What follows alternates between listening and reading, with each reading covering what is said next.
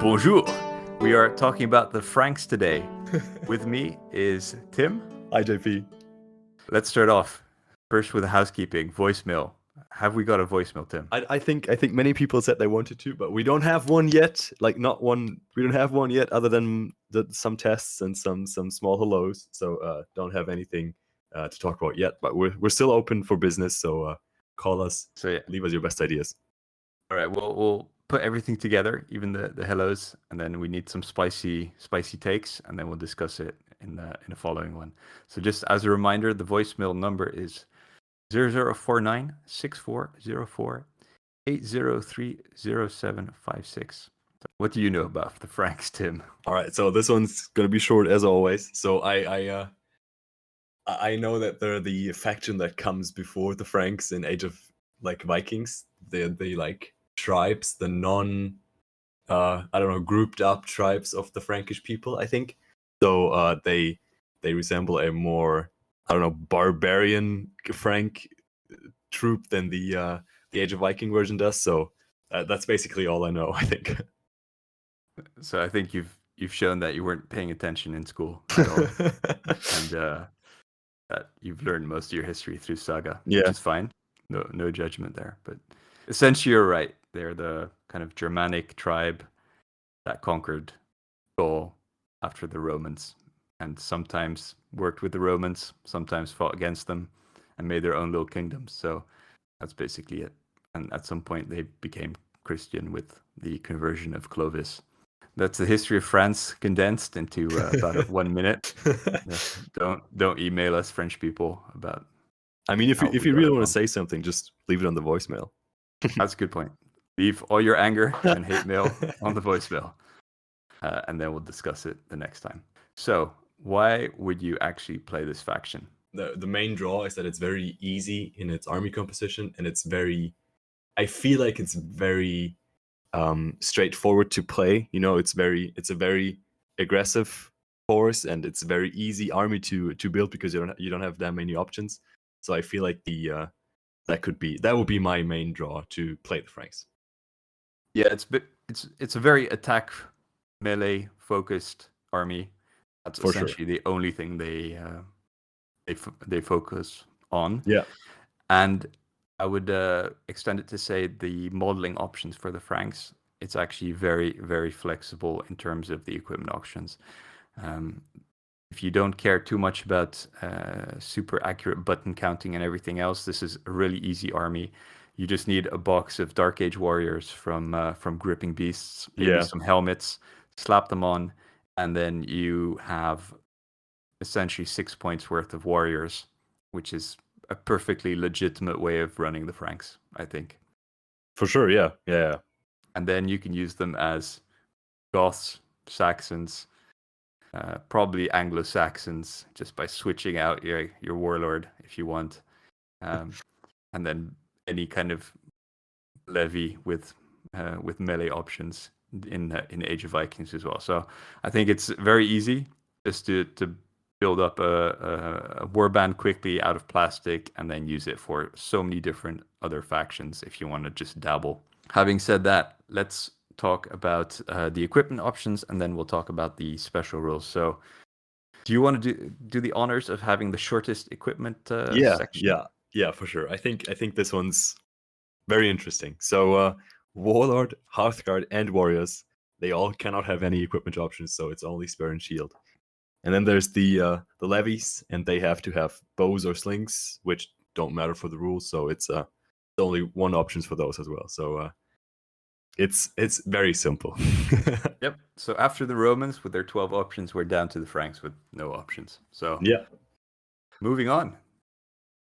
They have one special rule, which is called the Franciscas. Yep. Franciscas, I'm not sure. I think I should have looked at the pronunciation in Wikipedia beforehand. But so this is a keyword item. It's not an actual equipment option. So there was a little bit of discussion on that on the Discord. Essentially, if you have an equipment or special equipment, it means you can't close ranks. But that's not the case for the Franciscas.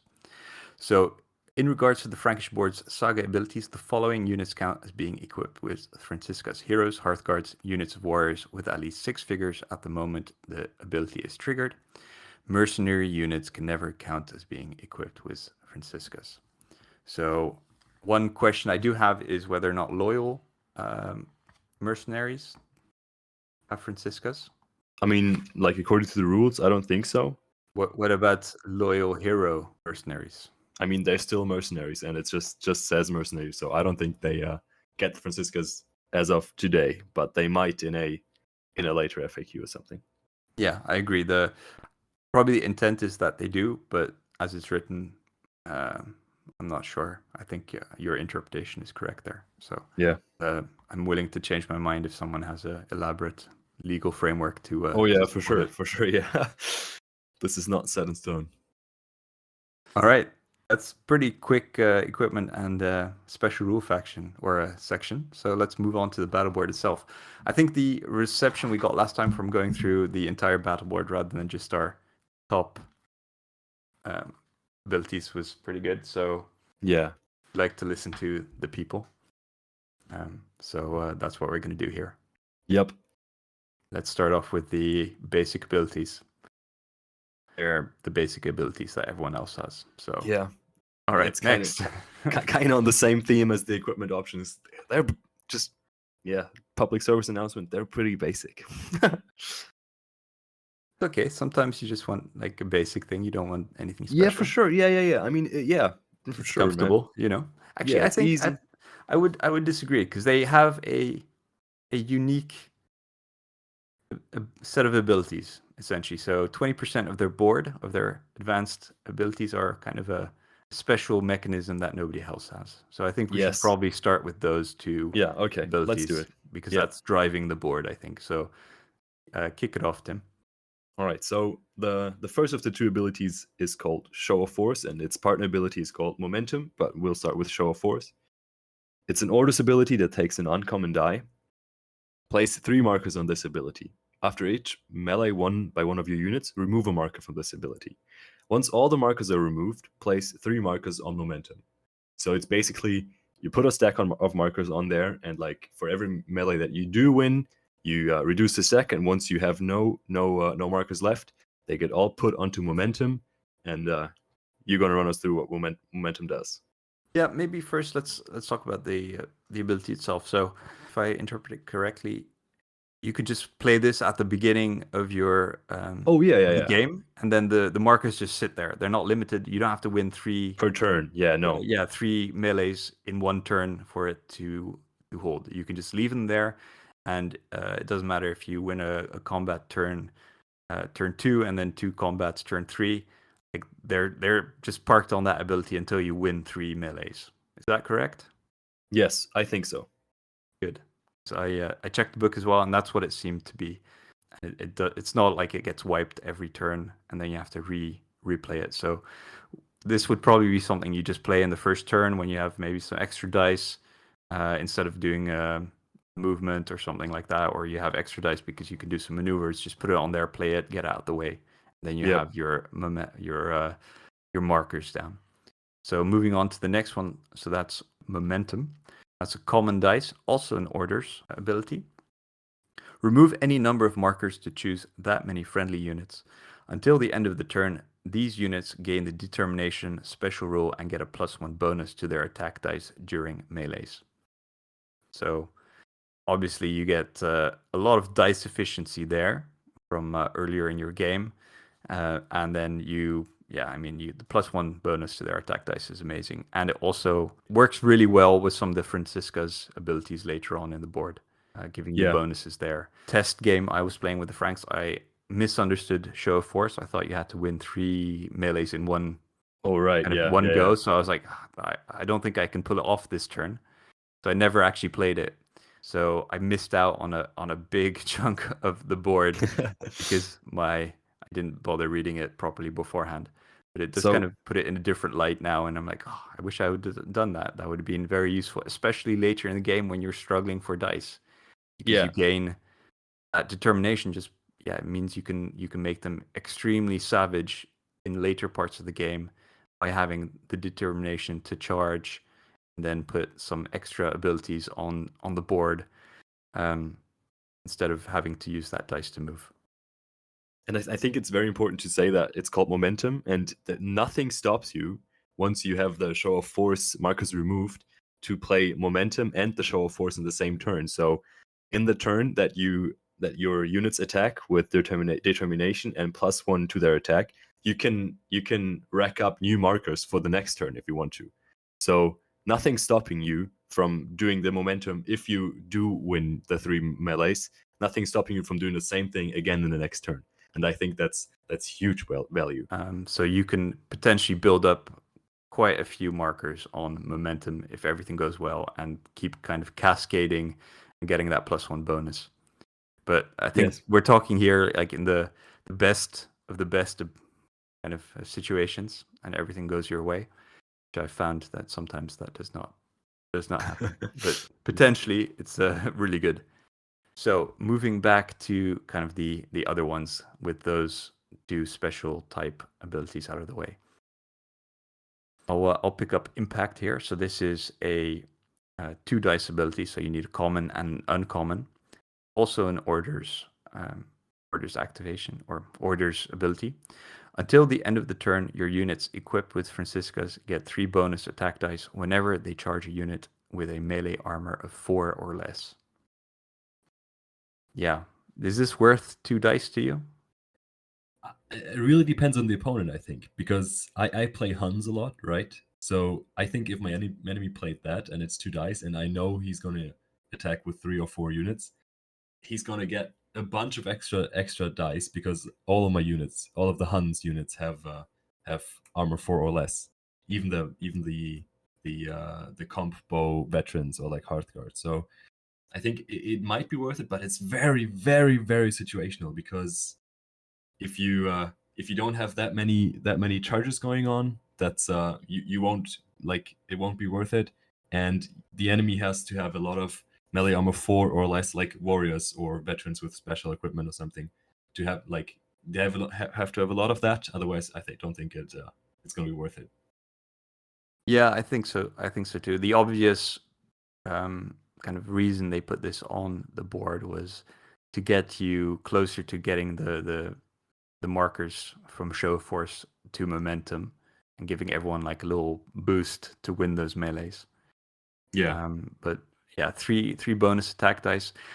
Yeah, it's okay. I mean, some boards you basically pay 1 dice to get 3 bonus attack dice. So it's not amazing. But yeah, I think if you're very close to the enemy and you think you're gonna get maybe three melees this turn, then definitely I think it's worth it. Right. So the next ability would be the Frankish People. It's an activation that takes a uncommon or common die. Activate up to 3 units of warriors or levies within M of a friendly hero for a rest, a move, or a charge. So that's that's 1 common die or uncommon die to have 3 basically non-shooting activations, which is just like huge value. It's such a good ability, and it's basically the only ability that's stopping me personally from taking a Hearthguard heavy Frank's army, because you can't activate you can't activate Hearthguard with this activation. Only warriors of levies with an M of a friendly hero. So I think it might be the best ability on here, just because it's so cheap and it basically lets you do everything you want. And it's also very basic, so I like it. Yeah, I think this one I played it often in my test game. Just it's such good value. Like for sure.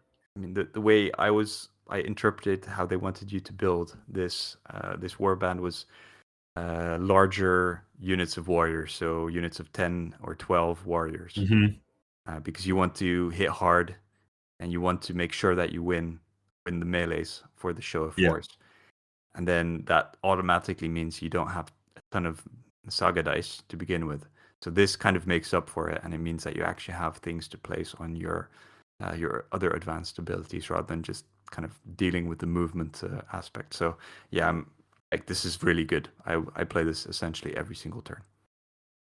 Yeah, the whole thing, the other orders with show of force and momentum, they're also like a very good way of helping you out with your dice efficiency, right? Because you can kind of like stash dice for the next turns by playing them early, and I think that helps a lot. Yeah, definitely. I think I believe I've said it very, very often on the podcast that I love boards with multiple activations. So It's kind of your thing, man. this It's kind of your thing. well, if you're not spending dice on moving people, you're spending dice on the fun abilities. So that's Yeah, I my agree. logic. Yeah, So yeah. I like hitting things hard. So if I don't have to bother with moving. It's good. All right, so we're big fans of the Frankish people. The next one is Cast Them Down. So this is another 2 dice ability. It's 2 commons. This is a melee ability. Gain 4 defense dice. If the opponent has close ranks, reduce their armor by 1. Yeah, this is I like the ability text. It's pretty brutal because essentially, even in combination with the show of force where you have to win the melee, this makes it so much easier because if somebody does close ranks, like essentially they just lose attack dice. I mean, I'm not sure I would bother closing ranks if I saw somebody have this on their battle board ready to be played. I would have serious doubts about doing that, which because it's just so, yeah.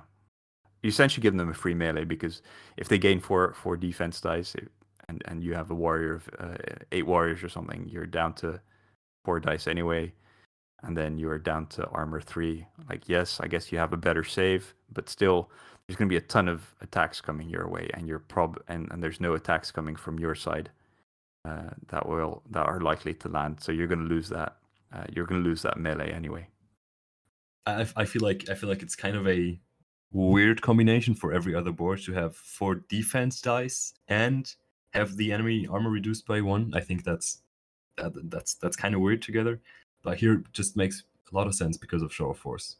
Right? Yeah. Because you can't lose that melee, and this ability, it's expensive, and I'm not sure if I play it every turn or often, but I feel like that ability is here to really make sure you win that melee. Yeah, the downside is the 2 common dice. That makes it kind of not an auto play, but something that you do maybe every once in a while when you need to win the melee or not get that much hits back. Next one is called Vigor and Ardor. It's one common or 1 uncommon, so it's a 1 die ability. It's a melee ability. If your unit is equipped with Franciscas, after unit withdrawal, remove 1 of its fatigues. So after either party withdrew, you can remove a fatigue from your unit, which is good because some of those abilities say that it can only happen if you won the melee or something, but that's not the case here. So I feel like that's a very, very good ability. Just get rid of 1 of your fatigues, keep on fighting, keep on going on with no fatigue or something. So like, I think this one's a staple of the Frankish way to play. So the next one is No Surrender. This is a uncommon dice required, and it's a melee ability. So you gain 2 attack dice. If your unit is equipped with Franciscas, gain 2 additional attack dice. 4 attack dice for an uncommon. It's okay. I don't think I actually played this one during my game because you just have better things to play. Like this, it's not amazing. It's not bad. But I mean, I feel like it's a better combat bonus, kind of, and it's if you have the die over, like if you don't need it, just put it on No Surrender, but it's probably not the first priority.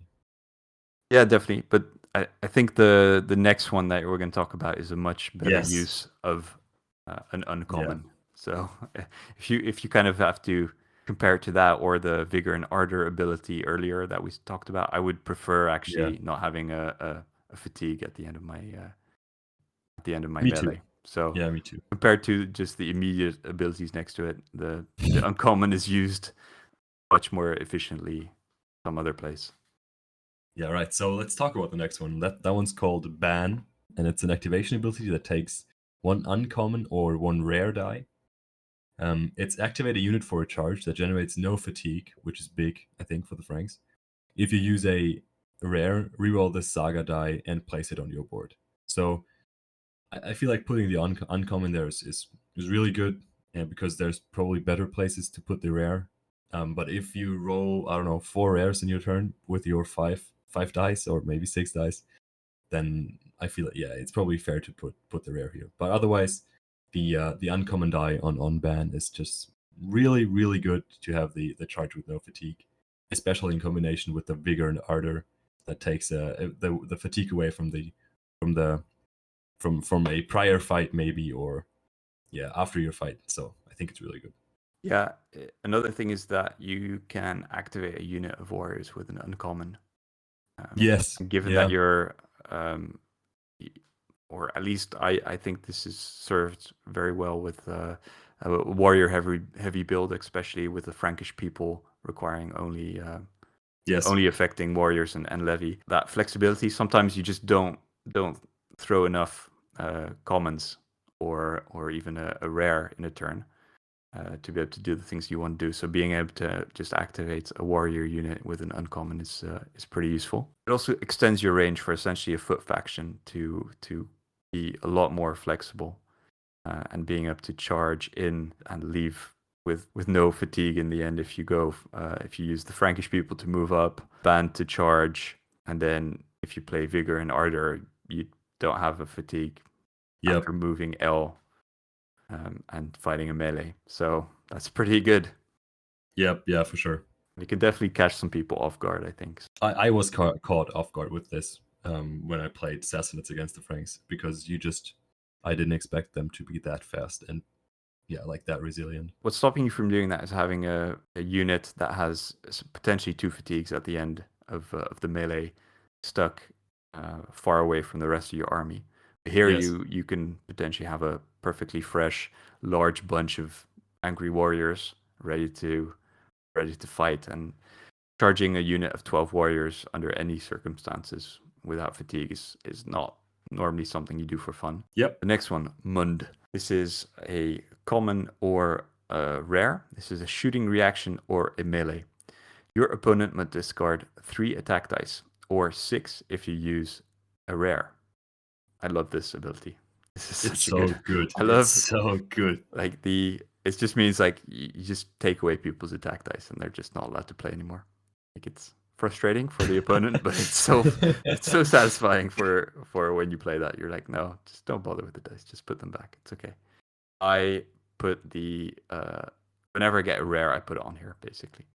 Like you just ruin someone's plans. It's great. Yeah, it's the best plan for sure. Yeah, as is the whole like theme of the sport. It really helps with winning every melee that you get into or like get pulled into. Right? It just helps a lot if the enemy is missing 6 attack dice. Yeah, that's a really good point. Also, if somebody closes ranks, they're normally maybe only throwing between 4 and 6 dice. Yeah. And then if you take away 3 of those, you have a very good chance of inflicting just the extra 1 or 2 casualties that you need to win the melee. Yep. And it's also one of the few defenses that you actually have. There's not 1 of 2, I think, right? Yeah, 1 of 2. So there's not actually that many on the board, and it's the only shooting defense that you have. But it's it's a really good shooting defense. Like you can essentially just negate one unit's shooting straight away.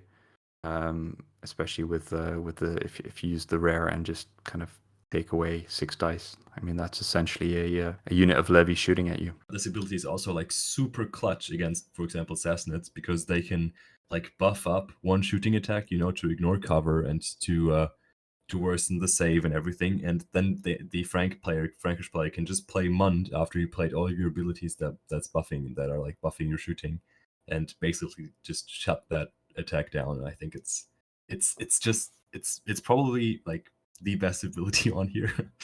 Yeah. All right, we're actually down to the last one here. Yes. All right. So the last one is Moment of Doubt. It's a rare. It's an orders reaction.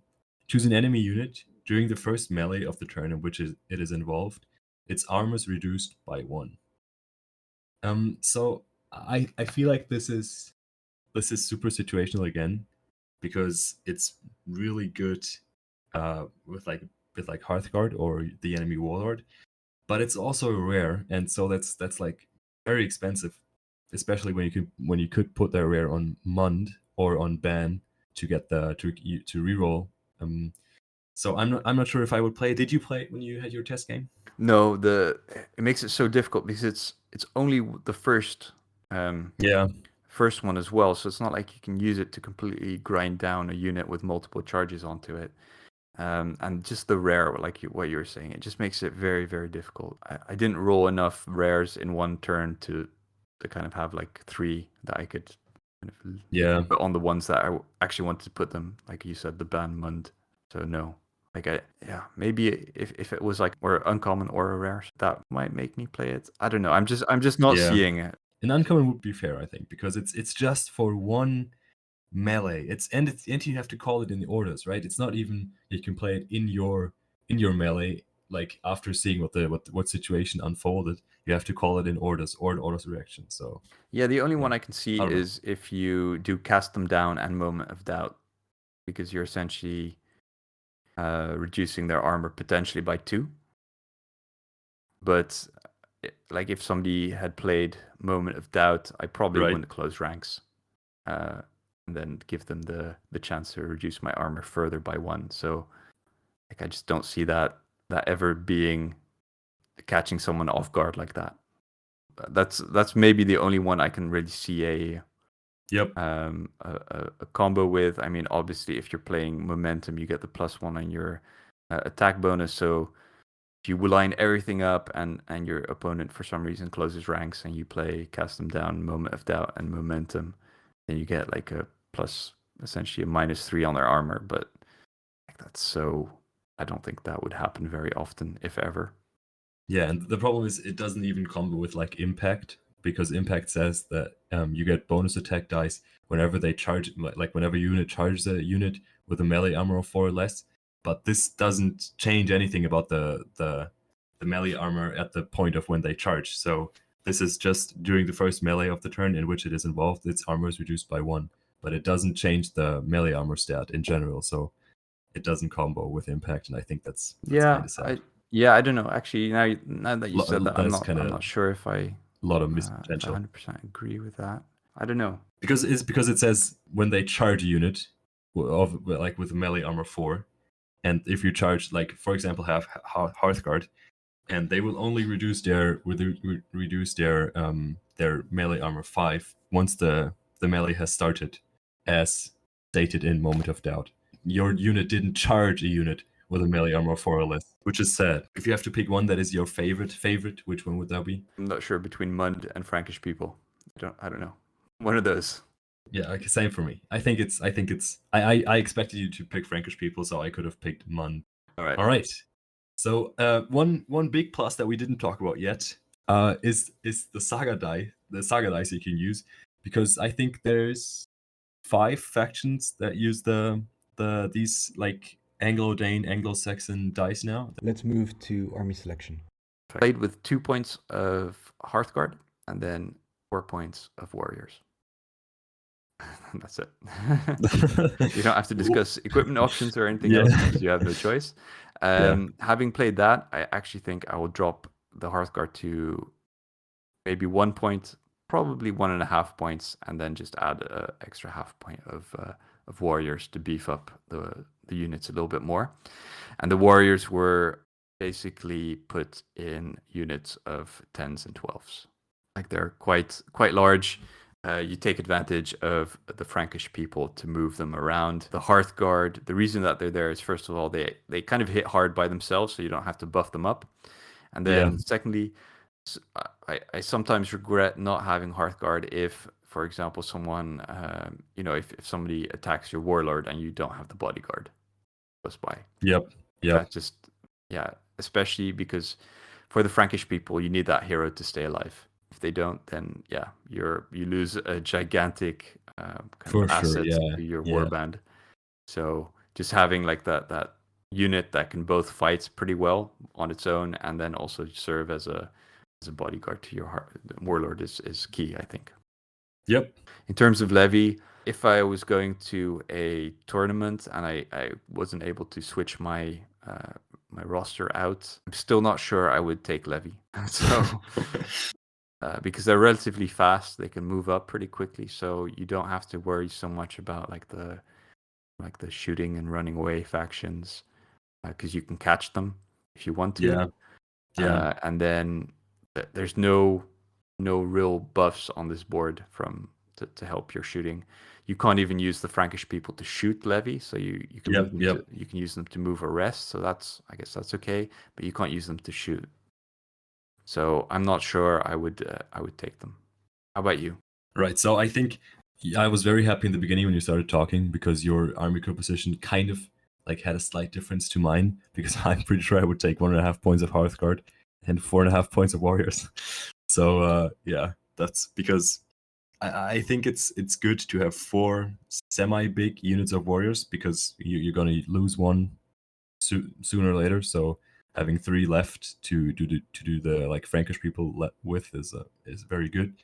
I don't feel like Levy have a place here because there's no like javelin levies or something. If they were, that they would probably work, but the bows or slings levy just don't.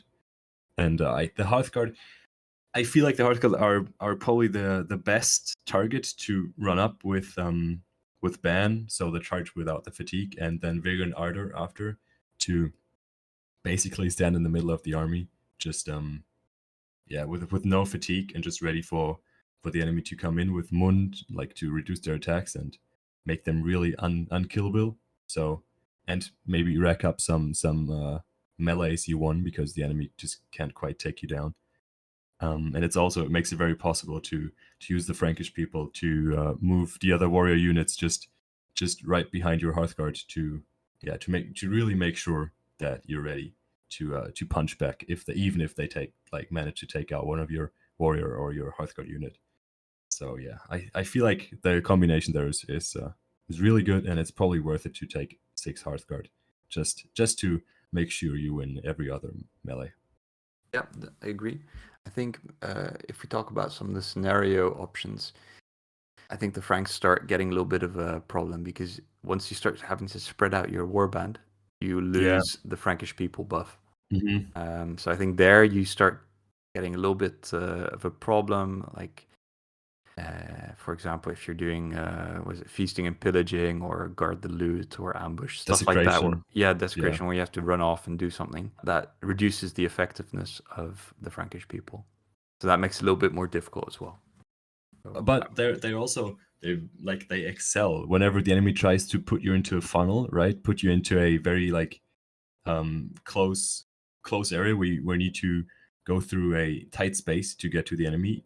The Frankish, the Franks are really good at that because they like to be bunched up, and they still super fast. Like they just need one turn to get through that tiny portion of the terrain. So yeah, I feel like they might still play terrain well, but the scenarios are very scary some scenarios are very scary.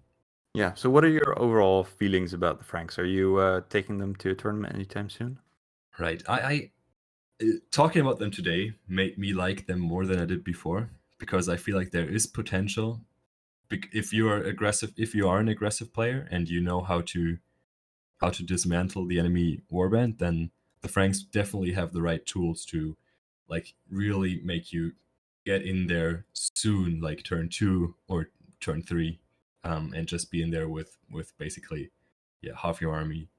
But they're also very one-sided. They can basically only attack. They don't have anything else. They have 2 abilities that help you with your defense. One of them, admittedly, is absolutely insane and super good. The Mund one that discards enemy attack dice. But yeah, I'm not sure if they have all the right tools to do all the different scenarios, because especially if you don't know which scenarios are going to be played, and your opponent can also place very annoying terrain for you, and I feel like because they only do they're a one-trick pony for sure. So if you like that, then they can do that well, but they can't do anything else. So yeah, I don't think I will take them to a tournament, although they have potential in for I don't know, like your home sessions, because you probably even have them already if you have, I don't know, Anglo-Saxons and you have the dice. So why not play them? Yeah, I'm maybe a little bit more positive about them than you. I think the I actually really enjoyed playing them. Yeah. It's sufficiently different in terms of having the show first and momentum that it plays very different from something like Vikings or even the Saxons. Right.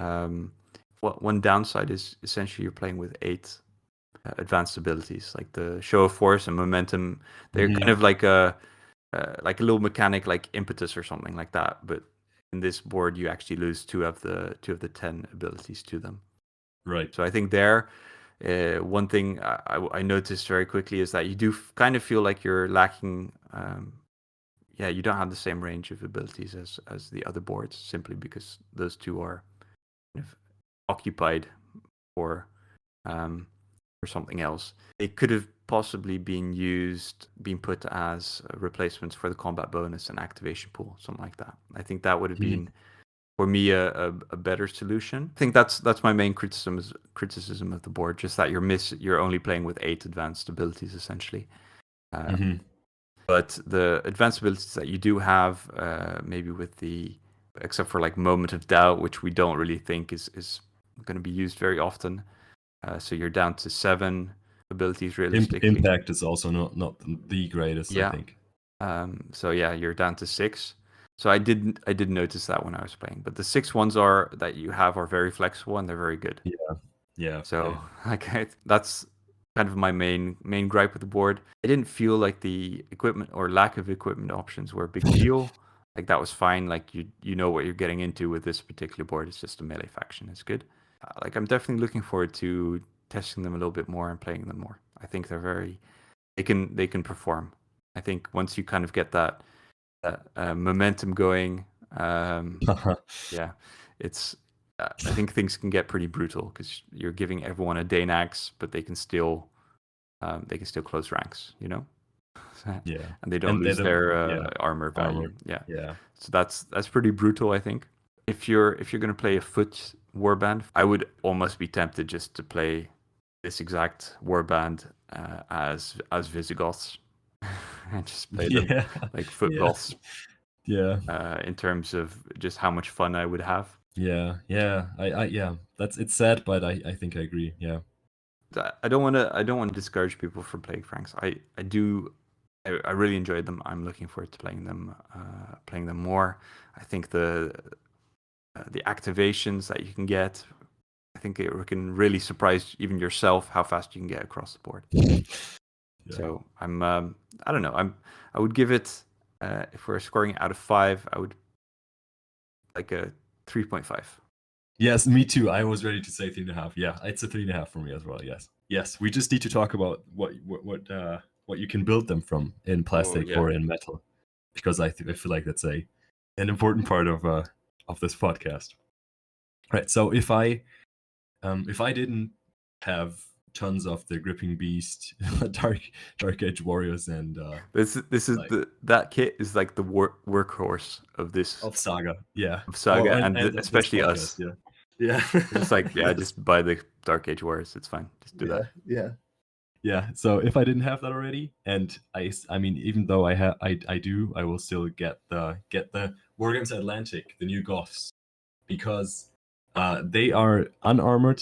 And you can buy the Lorica Hamata version, like the Roman version, but they all have like all the different heads and armored heads and unarmored heads and like a million different shield options. And this kit together for Age of Vikings or even Age of Invasion, it's so good. So I feel like if you are getting into Age of Invasion right now and want to build a plastic Frank or Saxon or Goth warband, then getting the Wargames Atlantic Goths and Wargames Atlantic Lurica Hamata Romans is just insanely good value while looking fabulous. So that's what I would do. Personally, what I did was I repurposed my Gripping Beast Roman infantry, because they have like the Hearthguard on foot, which I wasn't using anyway. So I just kind of green stuffed over the most obvious Roman kind of patterns on their clothes, Yeah. and put on the one of the Dark Age cavalry heads to make them look more less Roman, more just generic Dark Age guys. And then just using the Dark Age warriors, I just put just some helmets here and there, or bare-headed guys as well. Not a big deal. So essentially, with a handful of Hearthguard that I had over that I wasn't using, and these guys, I put together a warband for 25 euros. Yeah. So Yeah. probably the magnets I used to put in the bases was about 50% of the cost. So 35 euros. Franks are and I feel like Franks are a really cool way to get into Saga as well, right? They're so aggressive, and they're cheap, they're aggressive. You can never you will never be sitting around in your game. So if someone's getting into Saga, get them into the Franks. I think that would be fun. Yeah, I think so too. Especially with the two kind of special abilities as well. Yeah. They're not too complicated. It's a fun little faction. Like for me, I'm more excited looking at the Franks than I am looking at the Vikings, for example. Yo, me too. Me too. So in terms of kind of like the melee factions, like the Vikings, the Saxons, the Franks, I think the Franks probably come out on top for me. This is the end of the episode, right? Yes. Okay, so just before we leave, we have a voicemail. All right, this is it, and thank you very much for listening in. This was the Activation Phase podcast, and we'll catch you next time. Bye bye. Thanks. Bye.